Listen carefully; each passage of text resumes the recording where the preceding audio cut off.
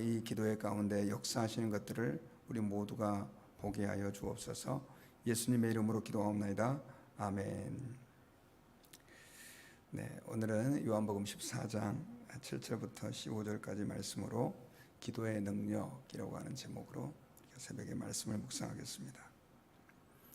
기도의 힘을 믿지 않는 그리스도인들은 없습니다. 그런데 막상 기도의 능력을 얼마만큼 믿고 신뢰하느냐 이렇게 물어보면 많은 사람들이 두 가지로 좀 갈라지는데, 첫째는 그냥 기도는 우리의 영혼에 도움이 되는 영적 훈련 정도, 자기 수양이나 명상 정도로 생각을 하는 사람들이 있습니다.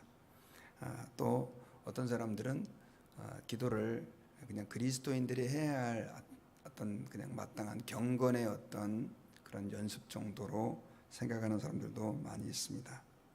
하지만 성경에서는 기도에 대해서 훨씬 더 강력하게 말씀을 하고 있습니다. 기도는 하나님의 뜻을 이뤄가는 굉장히 중요한 하나님의 그 능력의 도구다라고 하는 것이죠. 오늘 예수님께서 이제 요한복음 14장을 보면 그 기도에 대해서 다시 한번 말씀을 하시는데, 사실 최후의 만찬 자리에 이제 그 만찬이 끝난 뒤에 제자들과 이제 그 다음 날 이제 십자가에 잡혀서 돌아가시는 상황이었기 때문에 가장 중요한 것들을 주님께서 주로 꼬집어서 말씀을 하셨던 것으로 우리가 보여집니다. 그런데 오늘 본문에서는 그 기도에 대해서 주님이 두 가지 내용에 담아서 그 기도를 말씀하셨는데, 계기가 된 것은 예수님께서 7절 말씀에서 17절 죄송합니다. 네, 17절에서요.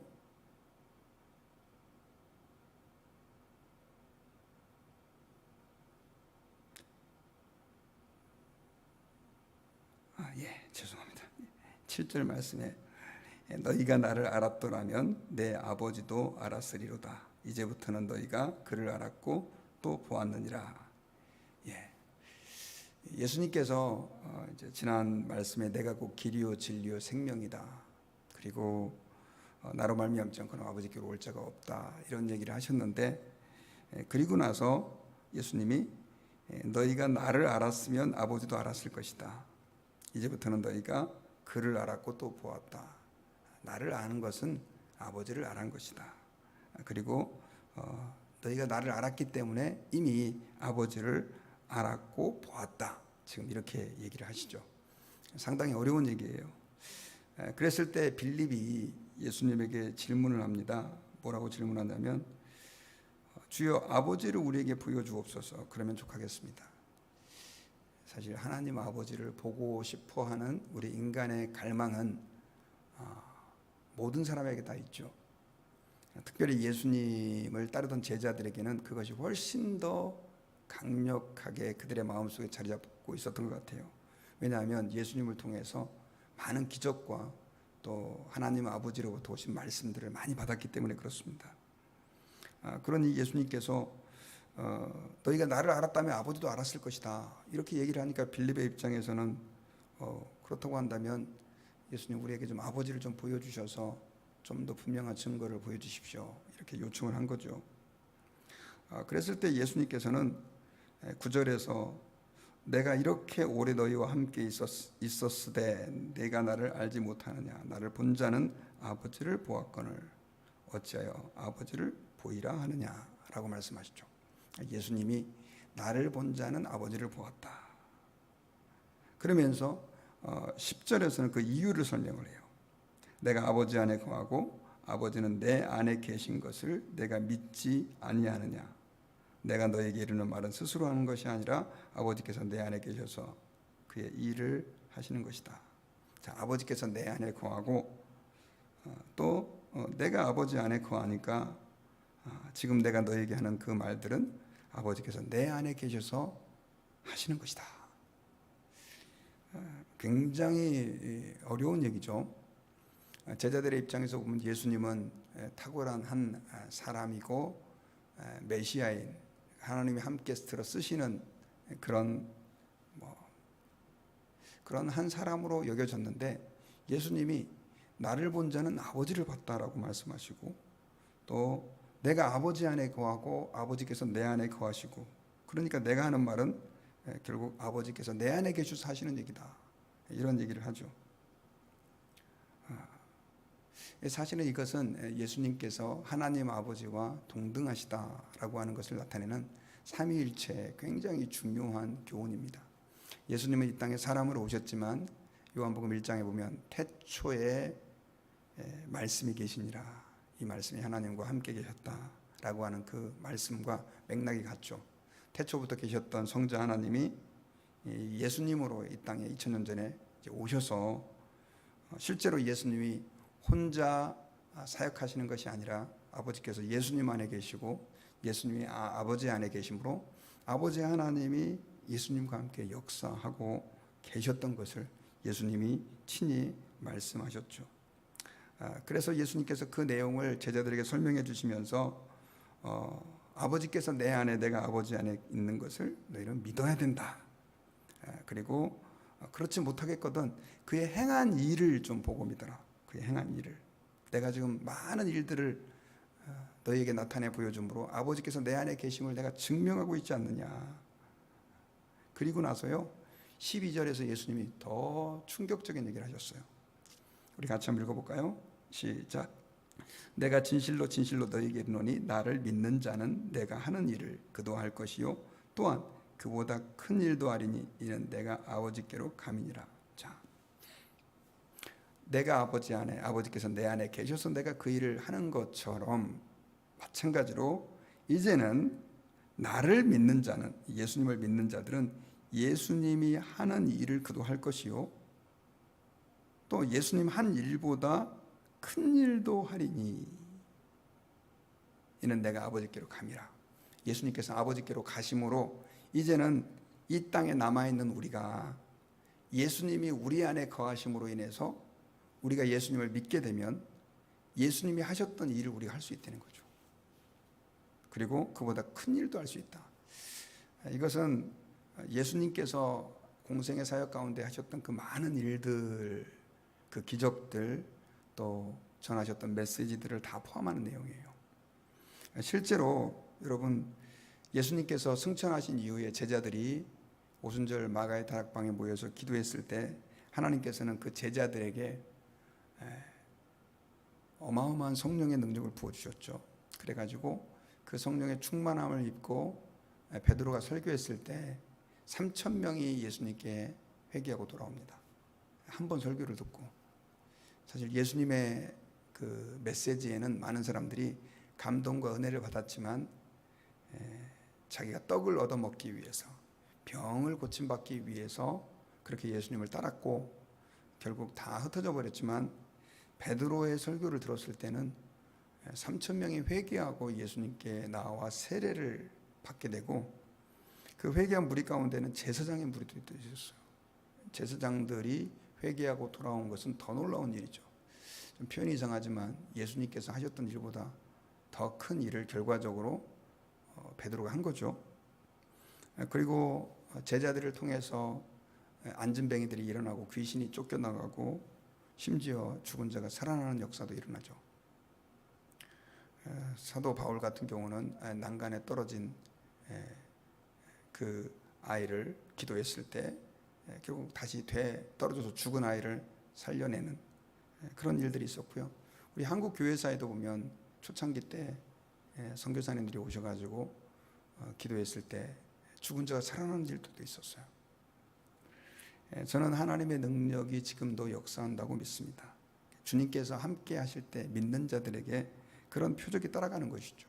물론 항상 일어나는 것은 아니지만 지금도 선교지에서 보면 우리 소정수 목사님도 간증하셨지만 병자가 일어나고 심지어 맹인이 눈을 뜨고 그런 일들이 많이 일어나고 있습니다. 그 사람이 탁월해서가 아니고 주님이 함께 하실 때 그런 일이 가능한 거죠.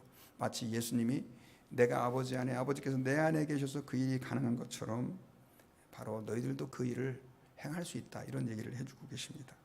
마가복음 특별히 마지막 절에서는 믿는 자들에게는 이런 표적이 따르리니 너희가 새 방언을 말하고 귀신을 쫓아내고 병자를 고치고 이런 내용들도 우리에게 약속해 주셨던 것을 우리는 믿을 수가 있습니다. 자, 그런데 13절에 보면 그 방법이 구체적으로 나와요. 어떻게 그 일이 가능해지느냐. 한번 읽어볼까요? 시작. 너희가 내 이름으로 무엇을 구하든지 내가 행하리니 이는 아버지로 하여금 아들로 말미암아 영광을 받으시게 하려 함이라. 14절. 내 이름으로 무엇이든지 내게 구하면 내가 행하리라. 이런 놀라운 역사들, 예수님이 내가 했던 일보다 더 큰 일을 너희를 통해 하겠다라고 하신 그 말씀이 무엇을 통해 이루어지느냐? 기도함을 통해서 이루어진다는 것이죠. 그래서 13절에 내 이름으로, 예수님의 이름으로 무엇을 구하든지 내가 행할 것이다. 그리고 그 이유는 아버지로 하여금 아들로 말미암아 영광을 받으시게 하려 함이라. 우리는 기도를 예수님의 이름을 통해서 기도하죠. 그러니까 우리가 하나님 앞에 예수 그리스도의 이름을 의지하여 기도할 때, 그리고 그 기도가 성취가 되면 하나님이 영광 받으시고 또 예수님을 통해서 하나님이 기뻐하신다라고 하는 말씀을 오늘 본문에서 해주고 있습니다. 그러면서 예수님은 계속해서 너희가 내 이름으로 내게 구하면 내가 시행할 것이다. 내 이름으로 내게 기도하면 내가 응답해 줄 것이다. 이 말씀을 계속해서 주님이 해주고 계시는 것이죠. 이런 얘기예요. 쉽게 말하면 주님이 내가 너희를 통해서 내가 했던 일들을 할 것이고 그거보다 큰 일을 할 것인데 그것은 기도를 통해서 이루어질 것이다 라고 하는 말씀을 하고 있는 것이죠. 우리가 하나님 아버지 앞에서 신앙생활할 때 꼭 기억해야 할 것이 있습니다. 그것은 뭐냐면 기도가 굉장히 중요한데, 제가 지난 주일날도 성령께서 우리 안에, 우리 마음 안에서 말할 수 없는 탄식으로 우리를 위해서 기도하신다. 성령님이 우리 안에서 우리를 인도하시는 방법이 뭐냐? 기도하시는 것이다 라고 하는 것을 말씀드렸어요. 동일하게 오늘날 이 땅 가운데서 우리가 주님의 능력을 가지고 이 땅에서 승리하면서 살아갈 수 있는 비결과 방법이 있다고 한다면 그것은 뭐냐? 우리가 하나님 앞에서 기도하는 것입니다. 기도할 때 예수 그리스도의 이름을 의지하여 예수님의 십자가의 구원과 대속을 의지하여 우리가 기도할 때 주님은 시행할 것이다 라고 약속했던 것이죠. 우리가 이걸 믿어야 합니다. 그걸 믿고 기도할 때 하나님은 일하시죠. 오늘날 교회가 여기까지 오기까지 2000년의 시간이 지나니 흐르는 동안 주님은 기도를 통해서 놀라운 기적과 놀라운 일들을 행하셨습니다. 사실 오늘날은 주변에서 선진국 같은 경우는 특히 우리 한국도 그렇고 미국도 그렇고 이제 옛날같이 기적이 많이 일어나고 그렇지는 않지만, 저는 안 믿는 사람이 예수님을 믿고 교회가 세워지고 또 믿음이 연약하던 사람들이 성숙하여 변화되고 회개하고 병자의 질병 치유 역사도 일어나고 사람이 변하고 삶이 변하고 하는 것들은 전부 다 사실 기적과 같은 일이에요. 저는 개인적으로 목사의 입장에서 병이 낫는 것보다 더 놀라운 일은 안 믿는 사람이 예수님을 믿는 거라고 생각합니다. 그리고 믿었던 사람이 예수님을 믿음과 함께 그의 믿음이 자라고 성장해서 정말 사람이 변해가는 거. 요즘에 제가 뉴스를 읽는데 사람들이 그 댓글에다가 그런 얘기를 해요. 어떤 문제 있는 사람이 기사에 나오면 꼭 댓글에다 이런 댓글을 다는 사람들이 있어요. 사람은 고칠 수 없다. 골라서 써야 된다. 이런 얘기들을 많이 해요. 특별히 정치 지도자들이 잘못된 걸 했을 때, 그래 사람은 못 고쳐. 사람은 골라서 써야 돼. 이게 세상적인 기준이죠. 그런데 우리 예수 믿는 사람들은 그게 아니죠. 주님이 바꾸세요. 저는 80대 노인도 예수 믿고 바뀌는 걸 봤습니다. 주님은 주의 영이 우리 가운데 임하실 때 기적이 일어나는데 변화의 역사가 일어나죠. 도저히 사람이 할 수 없는 일들을 주님은 하십니다. 예수님을 믿게 만들고 그의 성품을 주님이 바꿔주십니다. 우리가 그런데 그런 모든 일들이 어떻게 가능하냐? 기도를 통해서 가능하니, 사실 기도는 우리 신앙생활에 있어서 가장 중요한 경건의 훈련이다라고 얘기를 해도 과언이 아닙니다. 기도에 실패하면 우리는 모든 것을 실패하는 것입니다. 뒤집어서 기도할 수 있다고 한다면 어떠한 상황, 어떠한 곤란한 지경, 아무리 힘든 사람이라 할지라도 그 사람을 위해 기도할 수 있다고 한다면 거기에는 가능성이 있는 것이죠. 우리의 삶의 현실을 때로는 생각해 볼 때 고민이 없는 사람이 없습니다. 부자든 가난하든 또 잘생긴 사람이든지 못생긴 사람이든지 자식이 잘된 사람이든지 자식이 못된 사람이든지 부모님이 훌륭한 분이든지 그렇지 않은 분이든지 많이 배운 사람이든지 못 배운 사람이든지 문제가 없는 가정이 없어요. 다 있어요. 저도 있어요. 그런데 우리가 하나님 아버지 앞에서 그런 상황 속에서 한 가지 기억해야 될 것은 기도할 때 정말 주님이 거짓말하는 분이 아니라면, 특별히 제 성경책은 예수님의 말씀은 이렇게 빨간색으로 이렇게 써 있었거든요. 빨간색으로. 네. 여기 보면 14절에 내 이름으로 무엇이든지 내게 구하면 내가 시행하리라. 내 이름으로 무엇이든지 내게 구하면 내가 시행하리라. 이건 저의 얘기가 아닙니다. 저는 솔직히 이런 얘기 못합니다.